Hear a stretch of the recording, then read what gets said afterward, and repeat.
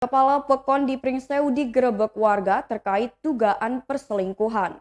Seorang kepala Pekon di Kecamatan Pagelaran, Kabupaten Pringsewu, Lampung digerebek oleh warganya yang karena diduga melakukan perselingkuhan. Pria berinisial SO berusia 49 tahun itu digerebek saat bertamu ke rumah seorang wanita berinisial KW berusia 33 tahun pada Senin 6 Desember 2021 sekitar pukul 23 waktu Indonesia Barat. Dari informasi yang diperoleh, KW juga bekerja di kantor pemerintah desa setempat. Warga geram karena keduanya telah memiliki pasangan. Peristiwa penggerebekan ini viral di media sosial. Petugas kepolisian juga terlihat hadir dalam peristiwa penggerebekan tersebut.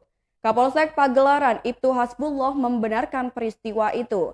Menurut Hasbullah, pihaknya telah mengamankan SO dan KW.